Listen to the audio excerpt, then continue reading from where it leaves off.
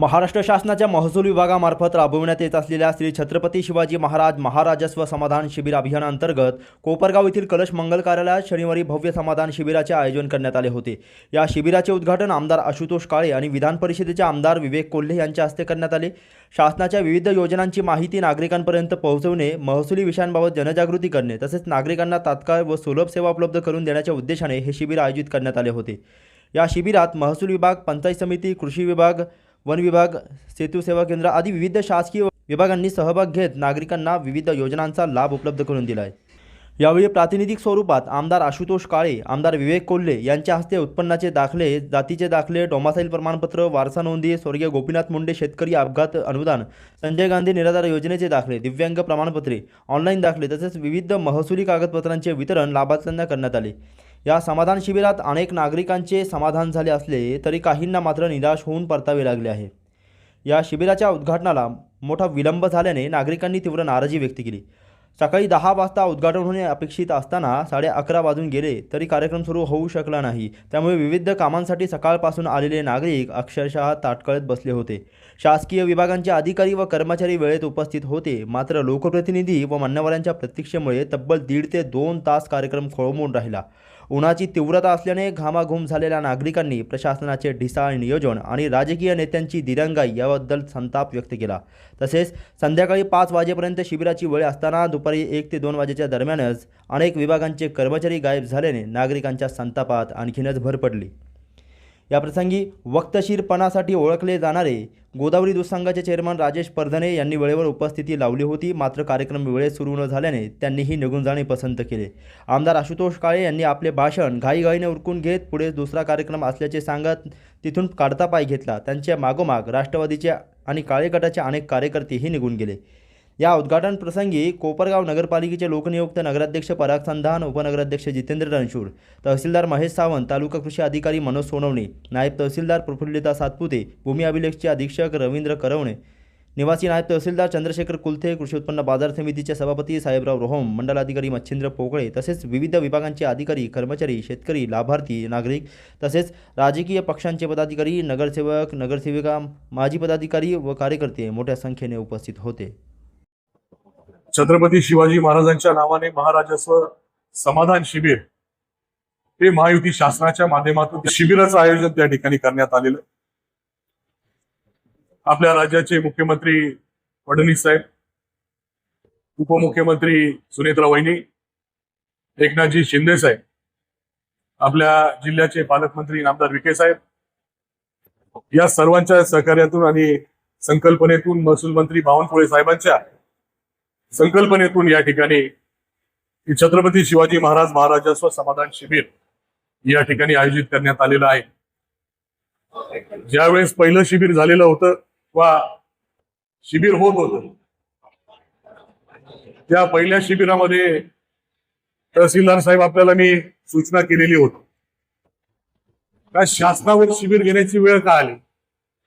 आपण जर शासनाच्या ज्या काही योजना आहे, अनेक योजना शासनाने त्या ठिकाणी आखलेल्या आणि या योजनांमधून अनेक लाभार्थी त्या ठिकाणी लाभ घेऊ शकतात, परंतु त्यांच्यापर्यंत ही लाभाची माहिती त्या ठिकाणी पोहोचत नाही।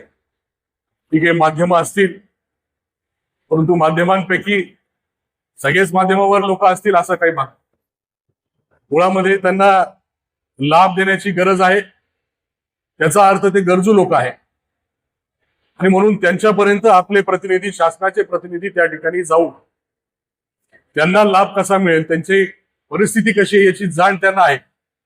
त्यांना जर नसेल तर स्थानिक तिथले नागरिक असतील त्यांच्याकडनं माहिती घेऊन या लाभार्थ्यांपर्यंत या योजनेची माहिती देण्याचे काम वर्षभर जर झालं तर खऱ्या अर्थाने शासनाने ज्या योजना काढलेल्या आहे त्याचा लाभ लाभार्थ्यांपर्यंत पोहोचण्याचं काम होईल। मी म्हणत नाही का आपण काम करत नाहीये, परंतु अजून सुधारणा करण्याचा स्कोप आहे। अजून लाभार्थी त्या ठिकाणी प्रत्येक गावामध्ये आहेत, प्रत्येक वाड्या वस्त्यांवर आहेत का ज्यांना लाभ त्या ठिकाणी दिला गेला पाहिजे।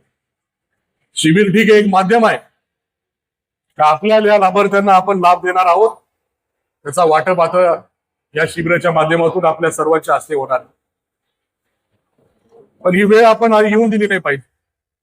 शेवटी ते गरजू लोक आहेत, लाभार्थ्यांना गरज आहे म्हणून त्यांना लाभ दिला जातो आणि लाभ द्यायला जर विलंब झाला तर त्या योजनेचा खरं त्याचं सक्सेस म्हणता येणार नाही.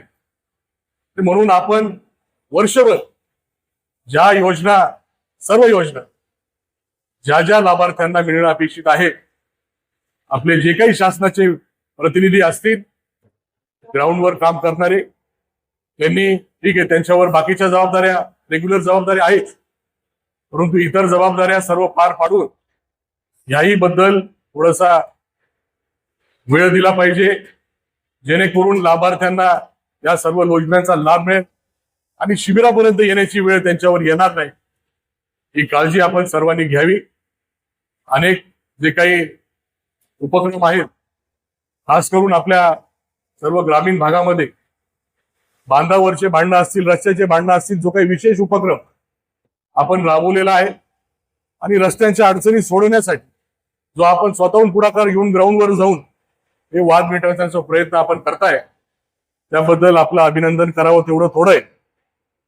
पण अजून लोकांचं प्रबोधन करून हे वाद न होण्यासाठी किंवा वाद होणार असतील त्याच्या अगोदर स्थानिक पातळीवर जर आपले सर्व प्रतिनिधी त्या ठिकाणी त्यांना समजून सांगतील तर आपल्यापर्यंत पण केसेस जरा कमी येतील. यासाठी पण आपण थोडं प्रयत्न त्या ठिकाणी करावे. महायुती सरकार हे 3 पक्षाचं सरकार आहे आणि 3 पक्षाचं सरकार असताना भक्कमपणे हे सरकार त्या ठिकाणी काम करण्याचा प्रयत्न आणि त्याचंच काम आता कोपरगावमध्ये पण भारतीय जनता पार्टी, शिवसेना आणि राष्ट्रवादीच्या माध्यमातून त्या ठिकाणी होणार आहे, होतंय. अशा प्रकारची अपेक्षा आपण करू. विकास कामांना कुठे अडथळा त्या ठिकाणी होऊ नये ही भूमिका घेऊन आपण सर्वजण त्या ठिकाणी काम करू अशी अपेक्षा सर्व पक्षाच्या कार्यकर्त्यांकडनं करेल. एवढं या ठिकाणी विनंती करून माझे 2 शब्द थांबवतो. धन्यवाद. शपथ घेतल्यानंतर साहेब हा पहिला शासकीय कार्यक्रम आहे आणि आपण या ठिकाणी सत्कार करून माझं स्वागत केलं, त्याबद्दल आपला सहर्ष आभार व्यक्त करतो. आणि निश्चितपणाने एक वेगळी ऊर्जा आमच्या सगळ्या सहकार्यांमध्ये आलेली आहे. ती आता शासकीय कामं करण्याच्या दृष्टिकोनातून एक हक्काचा माणूस त्यांना मिळालेला आहे. त्यामुळे निश्चितपणाने बबलू शेठ कसं वाटतंय?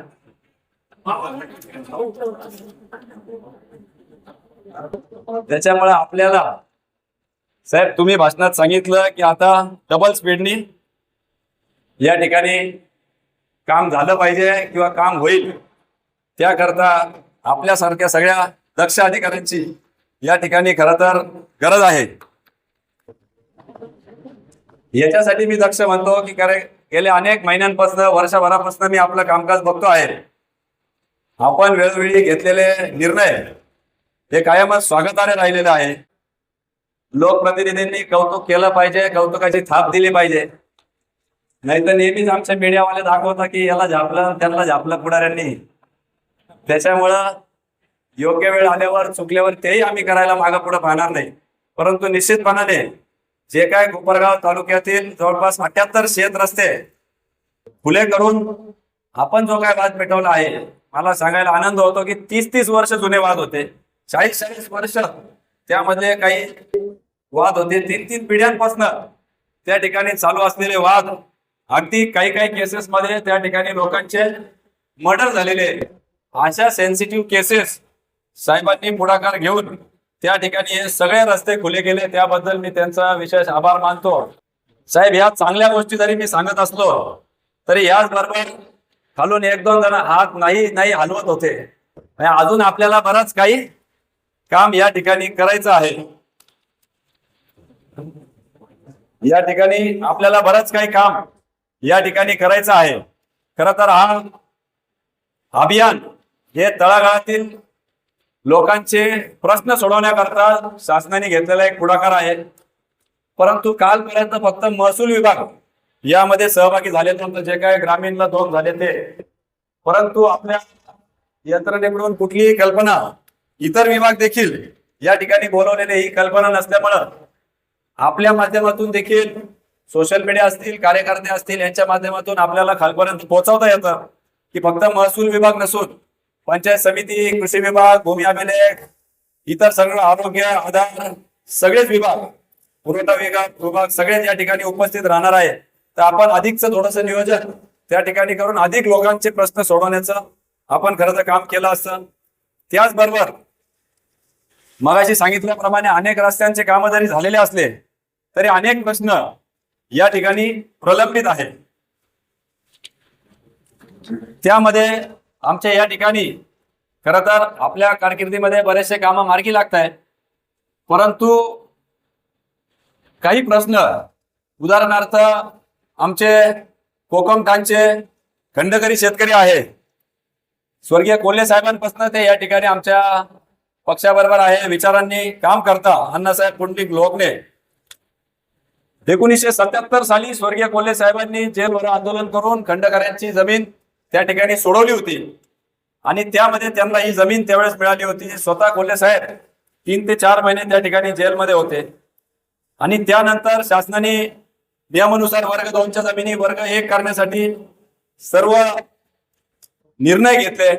त्याच्यानंतर ज्या जमिनी दिल्या गेल्या त्यांचा सुद्धा विगतवारी होऊन त्यांच्या नावाने झालेले आहे, परंतु यांचं आधीचं प्रकरण असताना देखील सगळी पत्राची पूर्तता झालेली आहे. प्रस्ताव हा 8-10 महिन्यापूर्वीपासून तलाठी मॅडम मेडे यांच्याकडे दिलेला आहे, परंतु आजपर्यंत त्यांनी तो मार्गी लावलेला नाही. आपल्यापर्यंतही ते आलेले होते. सकाळपासून मी 3 फोन लावले त्यांना, बरोबर, त्यांनी उचललेला नाहीये. मग ते आज हजर नाहीये का कशात आहे मला कल्पना नाही, परंतु हे काम होणारं काम आहे. कागदपत्र पूर्तता झालेली आहे आणि अजून देखील शीतल सुदाम लोकने, उषा सोपान लोकने यांचं तलाट्यांकडून हे काम होत नाहीये. त्याच्यामुळे आपण देखील आपल्या स्टाफला त्या ठिकाणी सक्त ताकीद देऊन होणारे काम आपण त्या ठिकाणी करून दिले पाहिजे. काही तांत्रिक अडचण असेल तर निश्चितपणाने तुम्ही मला सांगा. आपल्या वतीने सरकार दरबारी ते प्रश्न मांडून सोडून घेऊन त्या ठिकाणी सर्वसामान्यांचं काम करण्यासाठी प्राधान्य देण्याचा मी अतोनात प्रयत्न त्या ठिकाणी करणार आहे. खरं तर या छत्रपती शिवाजी महाराजस्व समाधान शिबिर या नावातच खूप काय आहे. ज्या ठिकाणी महाराजांचं नाव येतं त्या ठिकाणी सगळं काही आलं. प्रशासन करताना जर कोणाचा आदर्श घेतला पाहिजे तर ते छत्रपती शिवाजी महाराजांनी कशा पद्धतीने स्वराज्याचा कारभार त्या ठिकाणी पाहिलेला आहे. मग ते शेती असेल, सैन्यदल असेल, प्रशासन असेल, लोक कल्याणकारी योजना असतील, सगळ्यांचे दाखले उदाहरण आपल्याला त्या ठिकाणी पाहायला मिळतात. आणि त्यामुळं त्यांचा आदर्श ठेवून त्यांच्या नावाने ही शासनाने योजना चालू केलेली आहे. त्याचा हेतू एकच आहे की सर्वसामान्यांपर्यंत त्या ठिकाणी शासन गेलं पाहिजे, शासन त्यांच्या दारी गेलं पाहिजे, त्यांचे प्रश्न सुटले पाहिजे, हेलपटे मारावे लागले नाही पाहिजे. शेतकरी अपघात विमा योजनेचा लाभार्थी 33 सांगितले, परंतु आपल्या यंत्रणेबरोबर आमची यंत्रणा देखील त्या ठिकाणी कार्यरत असती आणि बऱ्याचदा आपलं काम सुखकर करत असती. विशेष टेबल त्या योजनेसाठी आहे. त्या 33 पैकी जवळपास 15 हे आमच्याच ऑफिस कार्यालयातून आपल्यापर्यंत आम्ही कागदपत्र पूर्तता करून पोहोचवले होते. त्याच्यामुळे कोऑर्डिनेशन हे ठेवण्याचं प्रशासनाची आता जबाबदारी वाढलेली आहे. दोन्ही आमदार असले तरी 1+1 11 झालं पाहिजे, 1+1 0 व्हायला नको, याची काळजी आपल्याला घ्यावी लागणार आहे. आणि त्यामुळे आमदार साहेब कालही नेमकी आम्ही त्या ठिकाणी स्वामी समर्थाच्या कार्यक्रमाला गेलो, मी आलो, त्यांना घाई होती म्हणून ते निघून गेले. आजही नेमकी ते शुभेच्छांना देताच निघून गेले. त्याच्यामुळं आम्ही आमचे वेळोप्रसंगी काळे कोल्हेंनी दाखवून दिलेलं आहे की समाजाच्या, शेतकऱ्यांच्या पाण्याच्या प्रश्नासाठी एकत्रित येऊन प्रश्न सोडायची धमक स्वर्गीय कोल्हे साहेब आणि काळे साहेबांमध्ये होती. तीच अपेक्षा इथून पुढे त्यांचे कार्यकर्ते असतील, आपले असतील, नेते असतील, यांनी ठेवावी ही या निमित्ताने मी अपेक्षा व्यक्त करतो. खरं तर अधिकचा वेळ मला घ्यायचा नाही, कारण आपले प्रश्न सोडवणे हे महत्वाचं आहे. त्याच्यामुळे आपण आपले जे काय प्रश्न आहे ते या ठिकाणी सोडवा अशी अपेक्षा आहे. फार प्रदीर्घ काळानंतर खरं तर अशा पल्लवित झालेल्या आहे. अनेक सरपंच, अनेक लोकनियुक्त सरपंच, नगरसेवक यांच्या अपेक्षा प्रशासनाकडून आणि विशेषतः आमच्याकडून सगळ्या नेते मंडळीकडून आता वाढलेल्या आहेत. कार्य कर्तव्य दक्ष अधिकारी आपल्याला लाभलेले आहेत. त्याच्यामुळे आपण देखील तितक्याच तत्परतेने सगळे प्रश्न सोडवा ही या निमित्ताने पुन्हा एकदा आपल्याकडे अपेक्षा व्यक्त करतो. तहसीलदार साहेबांनी एक शेअर मारला म्हणून मी पण 2 ओळी सांगून या ठिकाणी माझ्या वाणीला पूर्ण विराम देतो. अब काम का दौर आएगा, मेहनत से नाम चमकेगा. अब काम का दौर आएगा, मेहनत से नाम चमकेगा. जो बैठे थे खामोश अब तक, उन्हें भी काम करना याद आएगा, उन्हें भी काम करना याद आएगा. परत एकदा आपण खूप धन्यवाद या ठिकाणी बोलतो. आज दोन्ही आमदार महोदय एका व्यासपीठावर येतात आपल्यावर एक सकारात्मक चर्चा आमच्या गावाला ऐकायला मिळाली. की आता तालुक्याचा विकास आणि प्रश्न सोडवण्याचा वेग दुप्पट होणार. निश्चितपणे सर आपला वेग आहेच.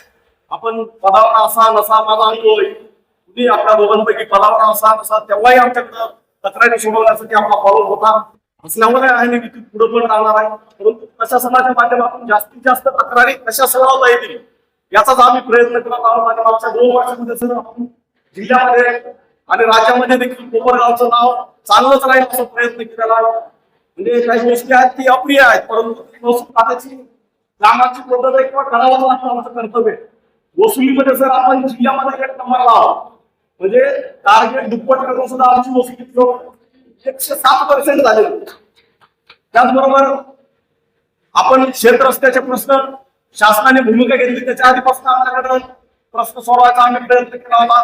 आणि बांधावरच जाऊन न्याय निवाडा करण्याचा मी प्रयत्न केला आहे. अतिशय दोन्ही महोदयांचं आणि या ठिकाणच्या सगळ्याच पदाधिकाऱ्यांचं मला त्या सहकार्य मिळालं. आणि बांधावरच जाऊन जवळपास 78% न्याय देण्याचा आपण महाराष्ट्रातला एक तालुका असं की 78 प्रकरण आपण बांधावर जाऊन मिटवलेले. ते देखील काम आपण केलेलं आहे आणि त्याची राज्य शासनाने देखील कोपरगाव पॅटर्न म्हणून विशेष दखल घेतली आहे. विद्यार्थी आणि पालकांनो लक्ष द्या. KJ Somaiya senior and KB Rohmare junior college Kopargaon येथे शैक्षणिक वर्ष 2026-27 साठी कला, वाणिज्य आणि विज्ञान तसेच BSc computer science, AI and ML आणि data science, BCA science, BCom CA प्रवेश प्रक्रिया सुरू झाली आहे. सर्व कोर्सेससाठी 100% शासकीय स्कॉलरशिप, ट्रेनिंग अँड प्लेसमेंटची 100% हमी, स्पर्धा परीक्षा मार्गदर्शन व पोलीस आर्मी भरती पूर्व प्रशिक्षणाची सुविधा उपलब्ध. 11वी प्रवेश प्रक्रिया ही सुरू, जागा मर्यादित. तर आजच आपला प्रवेश निश्चित करा. संपर्क KJS कॉलेज कोपरगाव. संपर्क क्रमांक 82 82 82 45 88.